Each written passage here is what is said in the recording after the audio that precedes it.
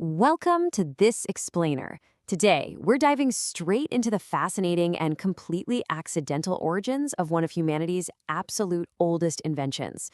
We're going to trace an incredible journey that begins with a simple, prehistoric mistake and ends with a massive global tradition.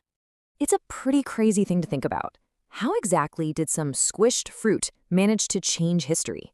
Because long before modern wineries existed, with all their sprawling, perfectly manicured vineyards and high-tech equipment, ancient peoples simply foraged. They wandered around, collected wild grapes in nature, and ate them, just as regular, everyday food. That was the whole story. But, as we're about to see, a very fortunate, totally random mishap with those wild snacks ended up completely altering the course of human culture. Here is our roadmap for this explainer. First, the happy accident. Second, the earliest winemakers. Third, pharaohs and sacred rituals. Fourth, spreading across empires. And finally, the timeless recipe. All right, let's kick things off with Section 1, the happy accident, a prehistoric surprise. So picture this. Sometimes leftover wild grapes were just accidentally crushed. Maybe they were piled way too high in a basket, or maybe somebody simply stepped on them by mistake. Well, when those crushed grapes were left sitting around in containers for a few days, something magical happened. Naturally occurring yeast, which was already just hanging out right there on the grape skins, started interacting with that crushed juice, and slowly, the sugar inside transformed into alcohol. Basically, they got an entirely new drink out of what was essentially just spoiled fruit. We call this fermentation.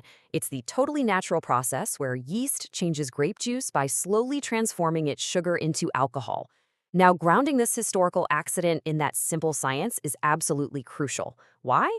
Because this invisible magic, this microscopic biological reaction that just happens entirely on its own, is the literal engine behind the creation of wine.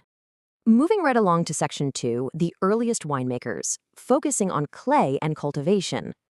Thousands of years ago, humanity made a huge shift. We went from just stumbling upon this accidental drink to actually figuring out early agricultural practices so we could recreate it on purpose. The absolute earliest evidence of this intentional winemaking dates all the way back to the ancient regions of the Caucasus, specifically right around modern-day Georgia.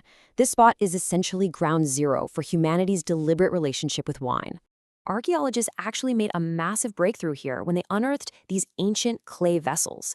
They quickly realized, hey, these weren't just for holding water, they were specifically used to store and ferment grape juice.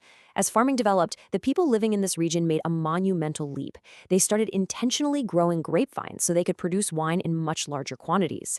They were finally moving away from those lucky accidents and stepping right into true intentional production. Next up, Section 3. Pharaohs and sacred rituals.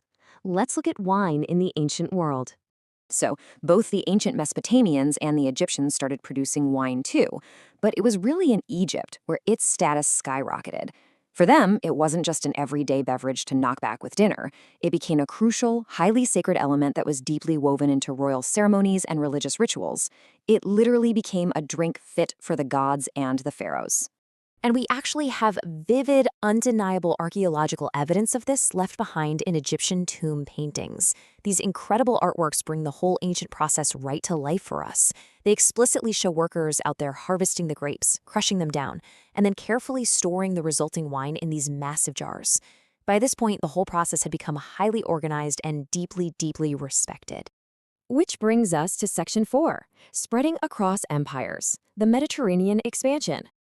Our time-traveling journey so far covers thousands of years. Just think about it. From that initial, brilliant agricultural discovery up in the Caucasus, the baton was passed down to ancient Egypt for their royal rituals.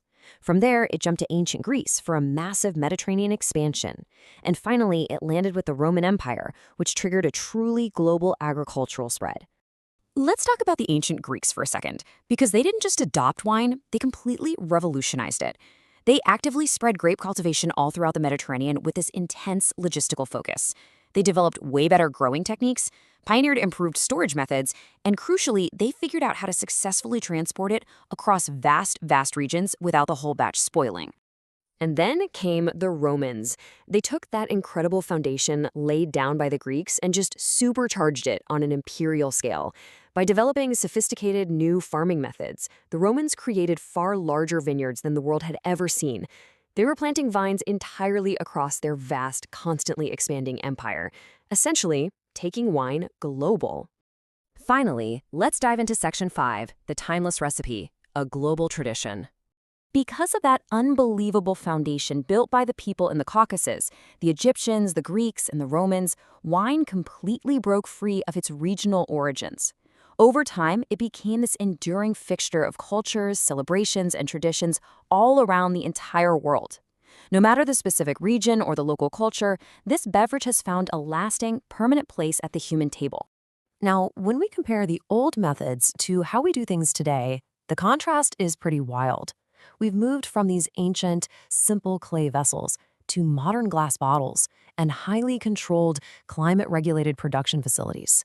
The external technology involved has completely and utterly transformed over the past few millennia. But here is the absolute crucial point to take away from all this.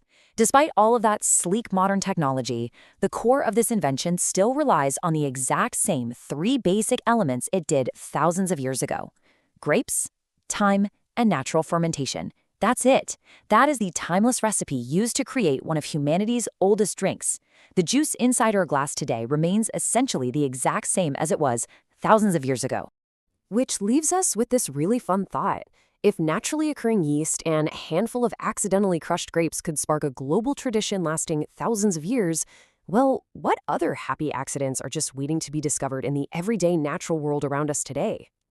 Thank you so much for joining me on this explainer, and remember to keep your eyes open for the fascinating science happening right in front of you.